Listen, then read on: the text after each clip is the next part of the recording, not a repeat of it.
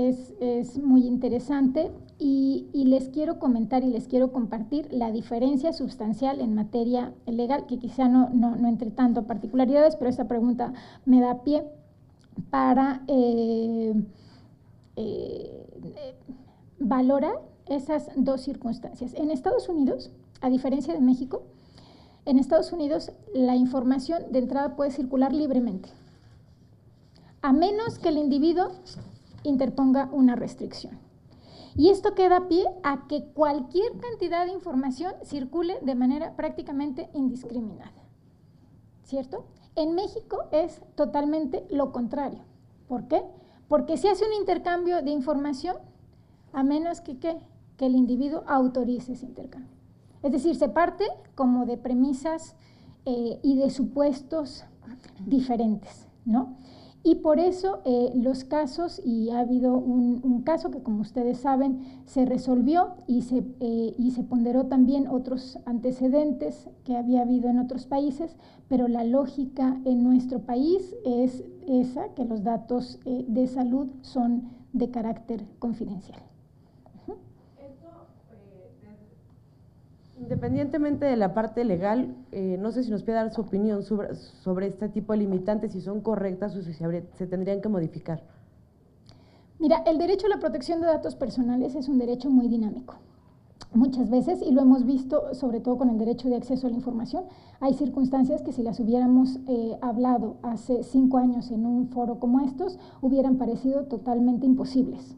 Eso hay que decirlo. Si algún día nos hubieran dicho que iba a haber un sistema nacional de transparencia y que se iba a haber la obligación de publicar tanta información y que se acudía y que además no eran recomendaciones de un instituto, sino además pudieran tener medidas de apremio, y ojo que el nivel de cumplimiento del instituto 2015 fue del 99%.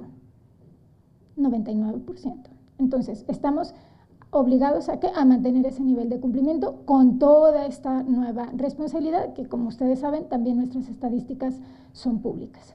En materia de datos personales, si hay un derecho dinámico es este, que muchas veces efectivamente se van a considerar circunstancias, condiciones, y sobre todo los invitaría a estar muy pendiente de esta ley que va a regular los datos en posesión de los entes públicos, porque seguramente vamos a tener disposiciones muy específicas que nos ayuden también al instituto a tener más elementos para resolver. En un Estado de Derecho, y esto también quiero ser muy enfática, en un Estado de Derecho, y nuestra responsabilidad como servidores públicos está en el irrestricto acatamiento de la ley, porque muchas veces no podemos ir más allá. ¿Por qué? Por las disposiciones legales.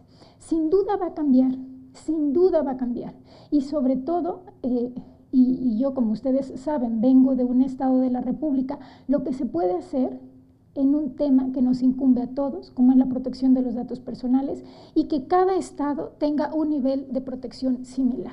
Porque lo que pasa ahora es que o lo tienen en una ley que dicen disposiciones pues muy diferentes en estas 11 leyes, o lo tienen como un capítulo dentro de acceso a la información. Entonces, ¿cuál es mi opinión? Y créanme que pues sí he visto un avance considerable del 2004, donde me decían, ¿y usted por qué estudia ese tema?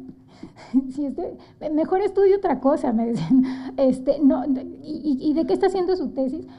De datos personales. ¿Y qué es eso, no? ¿Y qué es eso? ¿Y por qué se le fue a ocurrir eso y no otra cosa que fuera pues algo más desarrollado?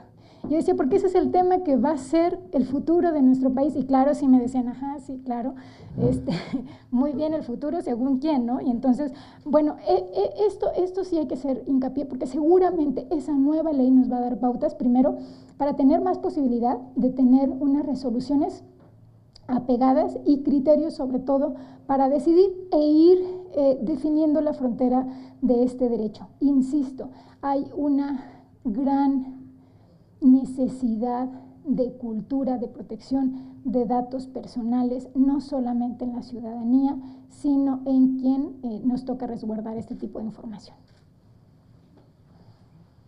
Pues muchas gracias por su participación. Tenemos... Adelante.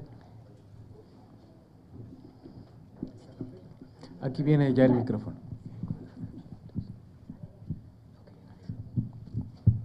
Hola, buenos días. Javier Yankelevich, del Centro de Estudios Constitucionales.